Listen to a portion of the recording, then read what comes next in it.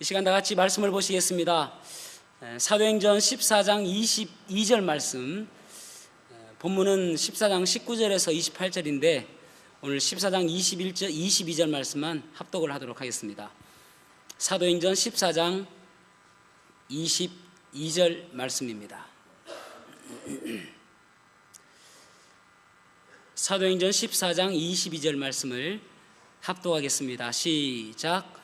제자들의 마음을 굳게 하여 이 믿음에 머물러 있으라. 고나되 또 우리가 하나님의 나라에 들어갈 많은 환난을 겪어야 할 것이라 하고. 아멘. 착석하시겠습니다.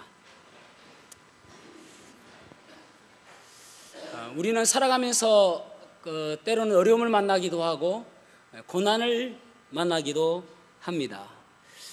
그럼에도 불구하고 하나님께서 원하시는 것은 굳게 믿음을 가지고 살기를 원하십니다. 하나님께서 성경을 보면은 사용했던 사람의 특징이 무엇이냐면은 믿음을 가지고 살았던 사람, 긍정적인 마음으로 온전히 하나님을 신뢰한 사람을 하나님께서는 사용하신 것을 우리는 볼 수가 있습니다. 부정적인 사람, 믿음이 없는 사람을 하나님께서는 쓰시지 않으십니다. 이스라엘 백성들이 애굽에서 노예 생활을 430년 하게 되어지죠. 그래서 하나님의 은혜로 그들이 출애굽을 하게 되어서 약속의 땅 가나안, 하나님께서 젖과 꿀이 흐른다고 하는 그 가나안 땅까지 왔습니다. 그래서 12명의 정탐꾼을 보내죠. 그 중에 10명의 정탐꾼은 그 땅은 우리를 삼킬 땅이다. 그 땅의 사람들은 거인이다. 그래서 우리는 결코 그 땅을 들어가지 못한다라고 그렇게 부정적인 이야기를 합니다. 그리고 2명의 정탐꾼이었던 여호수아와 갈렙은 하나님께서 함께 하시면 우리는 그 땅을 능히 취할 것이다. 그렇게 이야기를 합니다. 그래서 가자라고 이야기합니다. 그런데 사람의 심리는 무엇이냐면은 부정적인 생각에, 부정적인 말에 더 이끌리게 되어 있습니다. 그것이 죄된 인간의 심리입니다. 결국은 10명의 정탐꾼의 그 말에 온 이스라엘이 통곡하고, 그리고 모세를 원망하면서 이야기하기를 우리가 죽을 곳이 없어서 여기까지 이끌어서 우리를 죽이려고 하느냐, 그렇게 원망하게 되어집니다. 하나님께서 그 원망의 소리를 들으시고 결국은 그들을 다시 광야로 내쫓으십니다. 그래서 거기까지 도착했던 것이 한 2년 걸렸는데 다시 38년 동안을 광야 생활을 하게 되어집니다. 그리고 출애굽했던 그 사람들은 다 죽고 2세대만, 그리고 여호수아와 갈렙만이 약속의 땅 가나안으로 가게 하십니다. 결국은 무엇입니까? 긍정적인 믿음의 사람을 하나님께서는 사용하신다는 사실을 우리는 기억해야 된다는 것입니다. 오늘 본문의 말씀에 보면은 사도 바울이 이제 1차 전도행을 마무리하면서 다시 이제 왔던 길을 돌아가면서 그 제자들에게 이야기하는 권면의 말씀을 기록하고 있습니다. 오늘 이 말씀을 통해서 우리가 이 땅에 살아가면서 어떻게 살아야 될지, 믿음 안에 거하라 라는 제목으로 말씀을 나누겠습니다. 믿음 안에 거하라 라는 제목으로 말씀을 나누겠습니다. 첫 번째로는 어떠한 상황 가운데서도 믿음 안에 머물러 있어야 함을 알 수가 있습니다. 여기 22절 말씀을 다시 한번 같이 읽어보겠습니다. 시작. 제자들의 마음을 굳게 하여 이 믿음에 머물러 있으라 하고, 또 우리가 하나님의 나라에 들어가려면 많은 환난을 겪어야 할 것이라 하고. 아멘. 여기 보면은 마음을 굳게 하고 머물러 있으라, 믿음 안에 머물러 있으라, 그렇게 말씀하고 있죠. 믿음 안에 머물러 있으라, 믿음의 영역 안에 있으라. 어떠한 상황이 온다 할지라도, 앞으로 너희들에게는 박해가 올 수 있고 어려운 일을 만난다 할지라도 너희들은 이 믿음의 영역을 떠나지 말아라, 그런 말씀입니다. 이 믿음의 영역에 머물러 있으라, 믿음에 머물러 있으라는 의미는 무엇일까요? 첫 번째, 믿음에 머물러 있으라는 의미는 변함없는 믿음을 말합니다. 변함없는 믿음, 흔들리지 않는 믿음, 여기 보면은 마음을 굳게 하여 그렇게 말씀하고 있죠. 여기 14장 앞부분에 보면은 루스드라에 왔을 때에 안진뱅이를 이 바울이 일으킵니다. 한 번도 걷지 못했던 이 안진뱅이가 바울 사도의 이야기를 듣고 일어난단 말이죠. 놀라운 기적을 바라보게 되죠. 그래서 사람들이 바울을 바라보면서 바울과 바나바에게 이 사람들은 허메와 스스다, 제우스와 헤르메스다 이렇게 이야기하면서 그들을 마치 신으로 경배하려고 합니다. 그런데 그것도 또 잠시이고, 또 다른 사람들은 또 이 바울을 돌로 치려하고 또 죽이려고 합니다. 그러니까 상황이 급변하는 것이죠. 어떤 사람은 이 사람을 칭찬하는가 하면 어떤 사람은 이 사람을 죽이려고 하는 것을 바라보게 되집니다. 그러니까 이 마음을 굳게 하는 것은 무엇이냐면은 상황에 이끌리지 말고 흔들리지 말고 마음을 굳게 해서 그렇게 변화되지 말아라, 그런 말씀입니다. 변함없이 믿음에 머물러 있으라, 그런 의미죠. 두 번째로는 이 믿음에 머물러 있으라라는 말은 부활의 능력에 의지해서 살아라, 그런 말입니다. 여기 비시디아 안디옥과 그리고 이고니온, 루스드라를 이렇게 가게 되어지죠. 그런데 루스드라에서 바울 사도에게 돌을 던집니다. 그래가지고 바울 사도가 거의 죽은 것처럼 되어지죠. 그래서 사람들이 이 사람을 끌어다가 성 밖으로 버려버립니다. 죽었다 생각하는 것이죠. 그런데 여기 보면은 다시 일어났다라고 말하고 있어요. 사람들이 죽었다라고 생각해서 제자들이 쭉 둘러가가지고 야, 죽었나? 우리 바울 사도가 죽었나라고 보는데 갑자기 후 들면서 일어나는 거예요. 그런데 이 일어나다라는 단어가 아나스템이라는 헬라어 단어인데, 이 아나스템이라는 단어는 자동사일 경우도 있고 타동사일 경우도 있어요. 그러니까 무슨 말이냐면은 스스로 일어날 수도 있고 누가 이렇게 세울 수도 있다는 말이죠. 그러니까 이것을 번역할 때에 자동사로 번역하면은 스스로 그가 훌훌 털고 일어났다라고 번역할 수가 있고, 타동사로 번역하면은 누군가가 그를 이렇게 세웠다라고도 번역할 수 있다는 말입니다. 그러니까 분명히 그는 죽었다라고 생각했던 사람들이 볼 때에 죽었다고 생각해서 성 밖으로 내버렸거든요. 그런데 훌훌 털고 일어난단 말이죠. 그리고 더 배로 가서 다시 복음을 전해요. 그러니까 이것은 스스로 일어났을 수도 있겠지만은 예수 그리스도의 부활의 능력으로 그를 다시 세웠다고 볼 수가 있는 것이죠. 여러분, 죽었다라고 생각했던 사람이 갑자기 일어날 수 있습니까? 그러니까 부활에 하신 그 주님께서 힘을 주셔서 이렇게 세웠다고 볼 수 있는 것이죠. 요한복음 5장 24절에 보면은 나를 믿고 또 나 보내신 이를 믿는 자에게는 영생을 얻고 심판에 이르지 아니하니 사망에서 생명으로 옮겼느니라 라고 말씀하고 있어요. 사망이란 무엇입니까? 사망이란 인간에게 가장 무기력한 것이죠. 가장 무서운 것이죠. 가장 두려운 것이 사망입니다. 우리가 어떻게 할 수 없는 것이 사망이에요. 그래서 사람들이 제일 두려워하는 말이 뭐냐면은 너 죽을래? 하면 제일 두렵잖아요.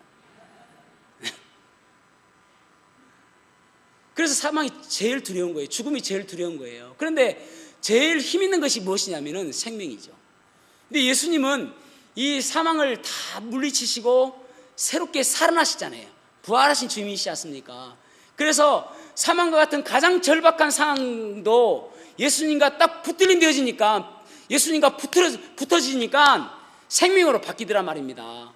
여러분, 우리의 상황 속에서 안전뱅이 같은 절망적인 상황인데 예수님께서 딱 붙으니까 안전뱅이가 이렇게 일어나더란 말입니다.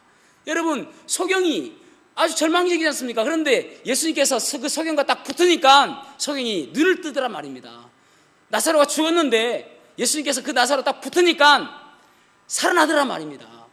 그 부활의 그 주님께서는 부활하신 그 능력이 무엇이냐면은 우리의 가장 절박한 상황 속에서 이렇게 세우시는 그 능력이 있단 말이죠. 여러분, 우리의 어려운 상황이 있습니까? 절박한 그런 절망적인 상황이 있습니까? 주님께 붙어버려야 됩니다. 주님께 붙으면은 그 상황이 역전되어지고 바뀌어지고 이렇게 세워지게 되는 것이죠. 이 바울이 그런 것입니다. 그래서 이 부활의 능력으로 일어나는 것이죠. 우리의 믿음은 이 부활의 능력을 바라보고 이 가장 어려운 상황 속에서도 우리 주님은 새롭게 우리를 해주실 능력이 있는 분이시다, 그렇게 믿는 믿음으로 나아가는 것입니다. 그것이 바로 부활의 능력을 가지고 믿음으로 나아가는 것을 이야기할 수 있는 것이죠. 그리고 믿음에 머물다라는 의미는 후퇴하지 않는 거예요. 후퇴하지 않는 것. 여기 22절에 보면은 믿음 안에 머물라라고 말씀하고 있습니다. 여기 바울 사도는 지금 이제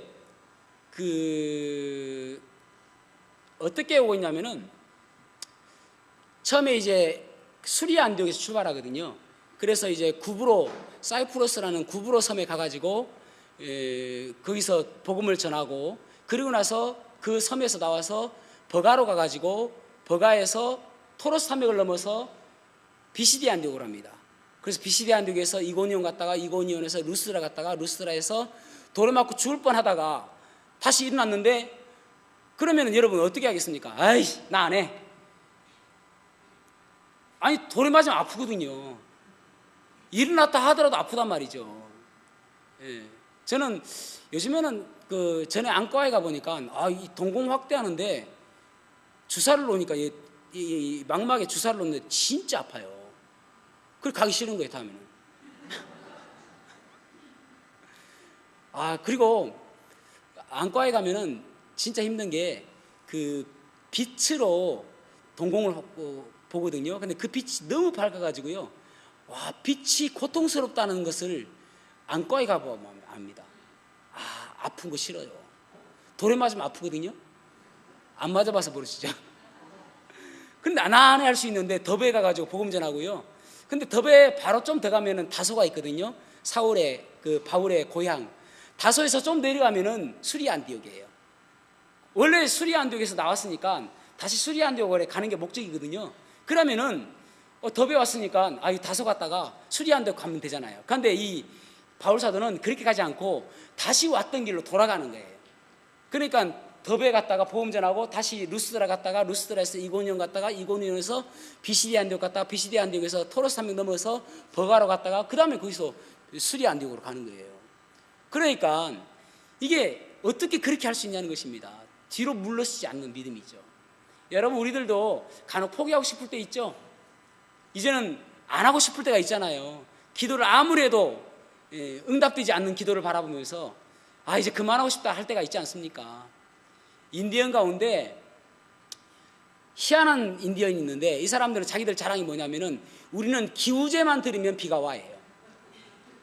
기우제만 드리면 비가 오는 거예요. 용화주? 용화잖아요. 그런데 가서 보니까 왜 기우제만 하면 비가 오느냐 하면은 비가 올 때까지 기우제를 드리는 거예요. 비가 안 오면은 기우제는 끝나지 않는 것입니다. 그러니까 비가 무조건 오죠, 기우제 하면은.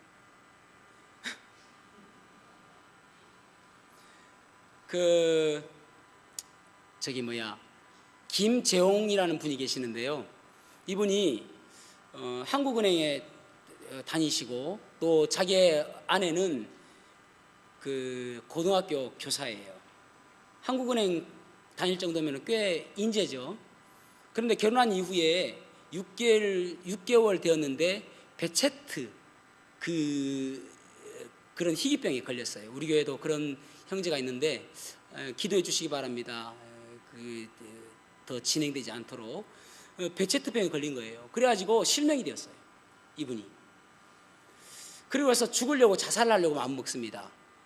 근데 자살하려고 딱 생각하니까 자기 아내가 교회를 다니고 열심히, 아내는 믿음이 좋아요. 그런데 이분은 그냥 아내 손에 이끌려서 그냥 다니는 거예요. 그러니까 믿음은 없는데 예전에 들었던 것이 무엇이냐면은 자살하면 지옥 간다라는 이야기를 들은 거예요. 그래서 생각이, 내가 죽기 전에, 자살하기 전에 지옥이 있는지 없는지 먼저 알아보고 죽어야 되겠다. 지혜롭죠? 그런 생각을 갖게 된 것입니다. 그래가지고 닥치는 대로 설교 테이프를 듣는 거예요. 근데 설교 테이프를 듣다가 이 사람이 구원받았어요. 그리고 나서 이분이 이참에 내가 이제 하나님께 쓰임받아야 되겠다 싶어가지고 신학교 가가지고 목사님이 되었습니다. 근데 목사님이 되었음에도 불구하고 보이는 것이 없으니까 어디 교회에서 오라고 하는 데가 없는 거예요. 그래서 방황을 합니다. 내가 목사가 되었는데도 불구하고 어디 일할 곳이 없구나. 근데 보니까 우리나라에 한 해에 사고나 질병으로 실명하는 사람이 4,000명이랍니다. 이 4,000명에게 내가 예수 그리스도를 좀 전해야 되겠다. 그래서 눈은 보이지 않지만은 이 사람들에게 소망을 줘야 되겠다. 그래서 산소망 선교회를 창립을 하게 되집니다. 산소망 선교회. 그래야 지금은요, 그 승합차 11대를 이끌 정도로 교회가 부흥했어요. 참, 그러니까 여러분, 우리는 어떤 상황에 처하면은 야, 이것이 끝이구나, 더 이상 나에게 소망이 없구나, 그리고 뒤로 물러나는 경우가 많잖아요. 또 믿음을 저버리는 사람들 있잖아요. 그런데 주님께서 원하시는 것은 여기 말씀처럼 후퇴하지 않기를 바라시는 것입니다. 그래서 히브리서 10장 35절 말씀에 보면은 오직 나의 의인은 믿음으로 말미암아 살리라. 또한 뒤로 물러가면 내 마음이 저를 기뻐하지 아니하리라. 그렇게 말씀하고 있는 것입니다. 사랑하는 성도 여러분, 우리의 삶이 믿음 안에 거하는, 믿음 안에 머물러 있는, 어떠한 상황 속에도 믿음 안에 머물러 있는 그러한 삶 사시기를 축복합니다. 그렇다면 이 믿음 안에 머물러 있어야 되는데, 이 믿음이 무엇이냐는 것이죠. 믿음 안에 머물러 있어야 되는데 어떠한 믿음으로 우리가 머물러 있어야 되는 것이죠. 것이냐 말이죠. 어떠한 믿음을 가지고 살아야 될 것인가. 오늘 이 22절에 보면은 어떠한 믿음으로 머물러 있어야 되느냐 하면은 하나님 나라에 대한 기대하는 마음, 하나님 나라에 소망을 두고 하나님 나라에 기대하는 마음으로 살아가는 것이 믿음 안에 사는 것이라고 알 수가 있습니다. 여기 22절에 보면은, 하반절에 보면은 우리가 하나님의 나라에 들어가려면 많은 환난을 겪어야 할 것이라 그렇게 말씀하고 있습니다. 그리스도인의 궁극적인 곳은 하나님 나라 천국입니다. 우리에게 소망은 천국이잖아요. 천국 가는 것이 얼마나 기쁩니까? 기대가 되지잖아요. 기대가 안 되지면 지옥 가면은, 예를 들어서 전도하지 않습니까?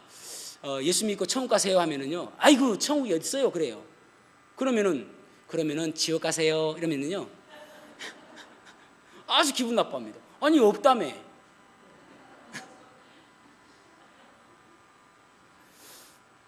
우리의 궁극적인 목적은 천국입니다. 그곳에 가면 얼마나 좋습니까? 예. 그런데 여기 보면은 그곳에 가기 위해서는 때로는 많은 환난이 있을 것이다 그렇게 말씀하고 있죠. 그럼에도 불구하고 인내하는 마음으로 그 천국을 사모하면서, 그 천국을 바라보면서, 우리의 시각은 그 천국을 바라보면서 나아가라 그렇게 말씀하고 있는 거예요. 포기하지 말아라.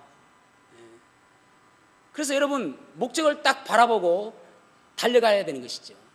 1975년에 박정희 대통령이 그 정주행 회장을 불러가지고 그렇게 이야기합니다.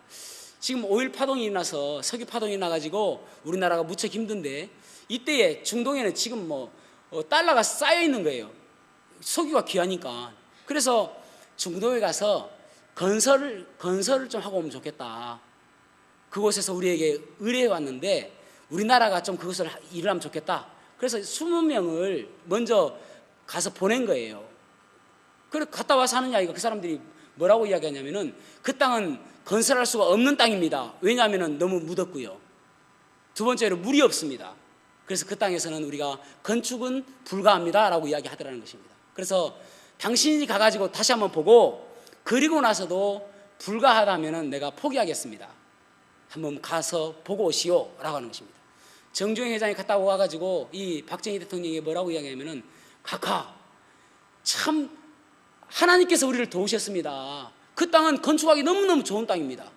왜냐하면 너무 더우니까 더운 것이 별로 문제가 되지 않습니다. 낮에 자고 밤에 일하면 됩니다. 그리고 그 땅은 비가 오지 않죠. 그러니까 365일 계속 일할 수 있습니다.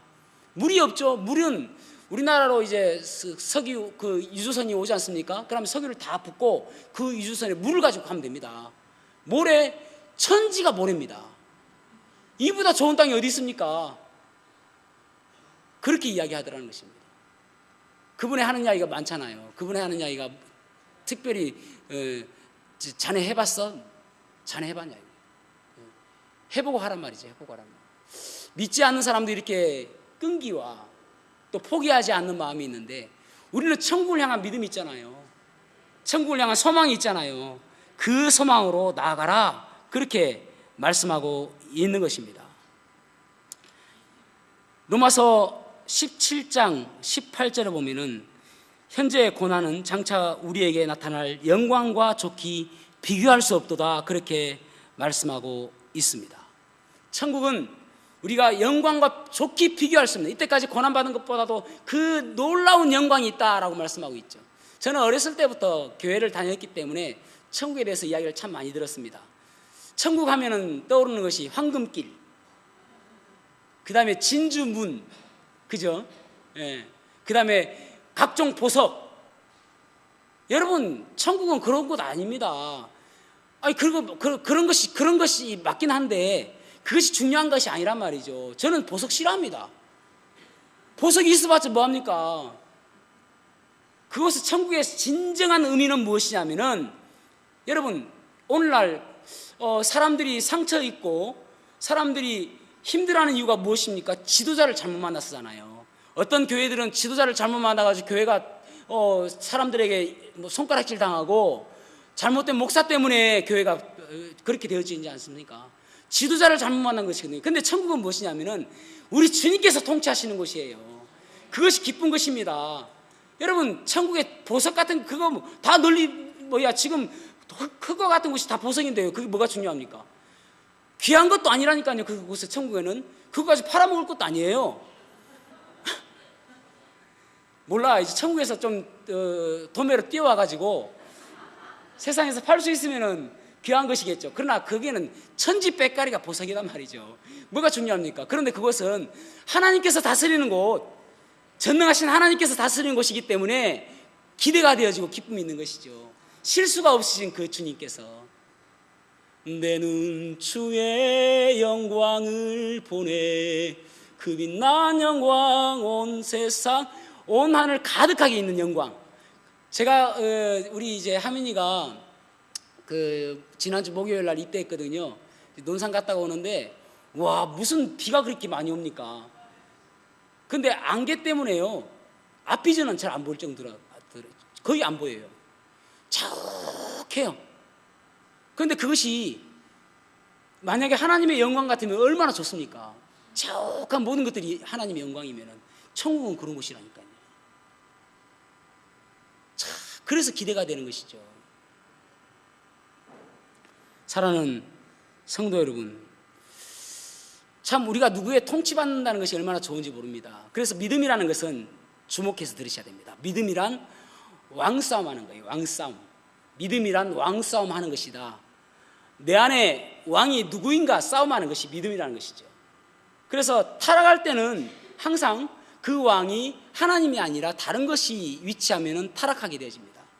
그래서 사사기 21장 25절에 보면 그렇게 말씀하고 있죠. 그때 이스라엘에 왕이 없으므로 사람이 각기 자기의 소견에 오르는 대로 행하였더라, 그렇게 말씀하고 있습니다. 흠정역에서 뭐라고 번역하냐면은 그때에 이스라엘에 왕이 없었으므로 사람마다 자기 눈에 옳은 것을 행하였더라, 그렇게 말씀하고 있습니다. 자기 눈에 옳은 대로 행하였다는 것이죠. 자기 눈에 옳은 대로. 왕이 없으니까. 성경을 전체로 보면은 창세기 1장에서 11장까지 성경에 서론이라고도 이야기하며 창세기 1장부터 11장까지를 인류의 역사라고 이야기합니다.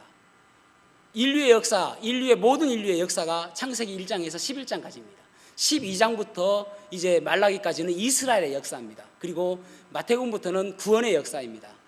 그런데 이 인류의 역사에서 마지막이 무엇이냐면 바벨탑 사건이잖아요. 바벨탑의 문제는 무엇이냐면은 우리의 이름을 내자는 거예요. 그리고 우리가 흩어짐을 면하자는 것입니다. 우리의 이름을 내는 것은 이때까지는 하나님의 이름이 높임받고 하나님께서 영광받아야 되는데 내 이름을 높이는 거예요. 내 이름을 세상에 알리는 거예요. 그러면서 흩어짐을 면하는 것은 세력을 만드는 거예요. 하나님과 대적할 세력을 만들자라는 것입니다. 그래서 하나님께서 그들을 흩으시고 그 가운데서 갈대아 우르에서 아브람을 부르시죠. 아브람을 통해서 그 예수 그리스도까지 연결되지는 거 아닙니까? 그런데 예수 그리스도까지 연결되지는데 징검다리가 누구냐면은 다윗 왕이에요. 다윗 왕이 이제 그들에게 왕이 없음으로 인해서 각기 옳은 소견대로 행하니까 하나님께서 왕을 세우셨는데 다윗 왕이에요. 다윗 왕을 세우면서 만왕의 왕이신 예수 그리스도를 나중에 이야기하는 거잖아요. 그러니까 마태복음 1장 1절에 보면은 아브람과 다윗의 계보다 그렇게 말씀하고 있잖아요. 그러니까 결국은 너희들을 다스리는 이 왕 예수 그리스도를 나타내기 위해서 갈대아 우르에서 아브람을 부르시고 그리고 다윗 왕을 세우시고 예수 그리스도를 나타내거든요. 그러니까 여러분, 우리의 삶 속에서 왕이 없는 것처럼 행동하는 만큼 어리석은 일이 없는 것입니다. 그러니까 믿음이라는 것은 하나님이 있다 없다를 바라보면서 하나님이 있는 것처럼 행동하는 사람이 믿음이 있는 사람이고, 하나님이 없는 것처럼 행동하는 것이 믿음이 없는 사람이에요. 어떤 사람은 교회를 예배를 드리고 찬양하고 기도하는 가운데서도 하나님이 없는 것처럼 행동하는 사람이 있는 거예요. 그러니까 지난날에도 저는 참 부끄러워 죽겠습니다. 아니 10년간이나 10대 청소년들을 성추행했던 인천의 모교회 부목사예요. 자기 아버지가 담임 목사고요. 또 만민중앙교회 그 이재롱 목사예요. 아니 목사들이 왜 그렇습니까? 그게 하나님이 없는 것처럼 행동하니까 그렇잖아요. 아니 몰라서 그렇습니까? 다 알잖아요. 그리고 이재롱 목사라니나 그런 사람들은 신학 박사예요. 얼마나 똑똑합니까? 그럼에도 불구하고 하나님이 없는 것처럼 행동하니까 결국 사람들에게 손가락질 당하게 되어지고, 얼마나 사람들이 많이 비판하게 되어집니까? 예수 그리스도가 그러잖아요. 하나님이 없는 것처럼 행동하니까. 그것이 어디부터 시작되는지 아십니까? 창세기 3장요. 선악을 알게 하는 나무.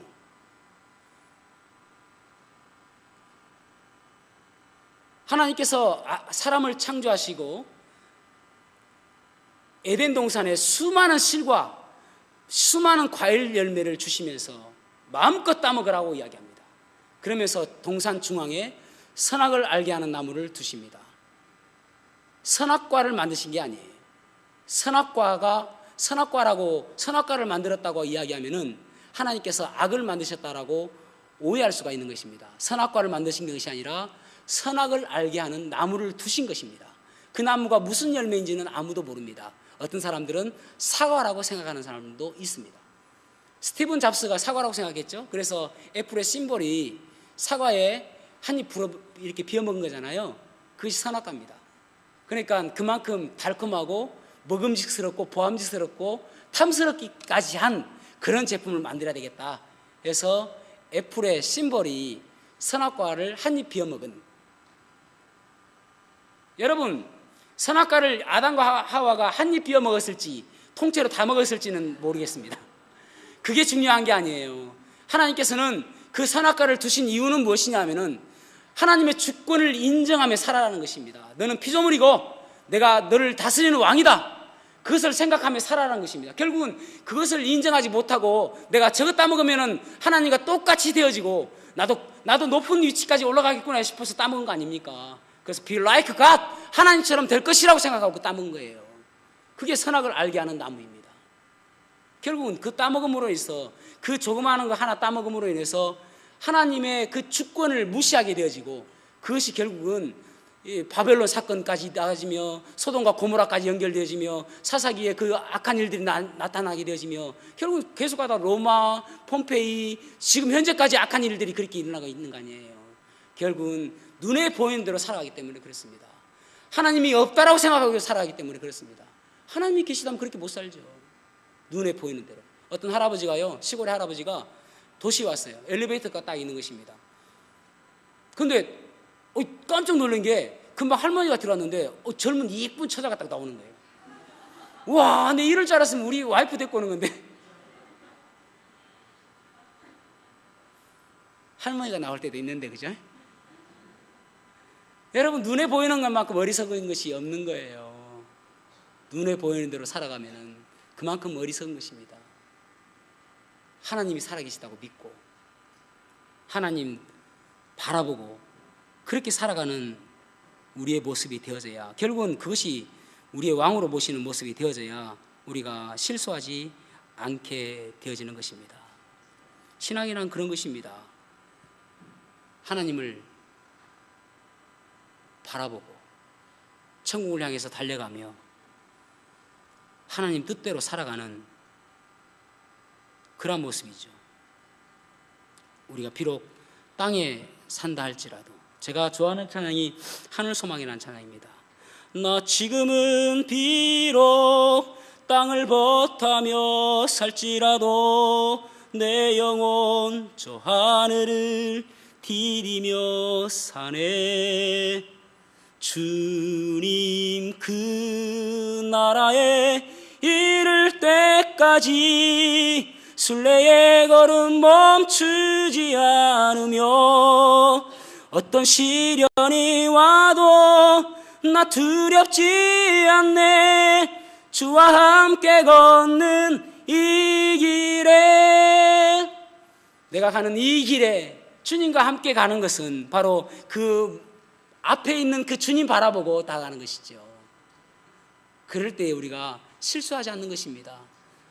여러분 똑같습니다. 목사나 성도나 그 어떤 사람도 똑같아요. 하나님께서 살아계심을 바라보고 하나님 계시다고 믿고 나가는 사람하고 하나님 계시지 않는다고 생각하는 살아가는 그런 사람하고 똑같은 겁니다. 여러분 어떤 마음 자세로 살아가느냐가 중요한 것이죠. 그래서 에베소서 4장 17절에서 24절에 보면은 그러므로 내가 이것을 말하며 주 안에서 증언하노니 이제부터 너희는 이방인의 그 마음에 허망한 것으로 행함같이 행하지 말라. 허망하다는 것은 열매가 없는 것입니다. 열매가 없는 것. 열매가 없는 것처럼 하나님께서 바라보실 때에 전혀 인정하지 않는 그런 허망한 삶을 살지 말아라. 그들의 총명이 어두워지고 그들 가운데 있는 무지함과 그들의 마음이 굳어짐으로 말미암아 하나님의 생명에서 떠나 있도다.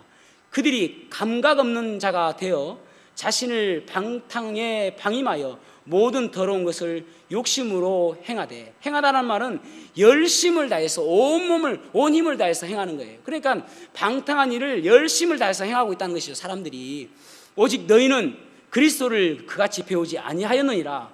진리가 예수 안에 있는 것 같이 너희가 참으로 그에게 듣고 또한 그 안에서 가르침을 받았을진데 너희는 유혹의 욕심을 따라 썩어져가는 모습을 따르는 옛사람을 벗어버리고 오직 너희의 심령이 새롭게 되어 하나님을 따라 의와 진리의 거룩함으로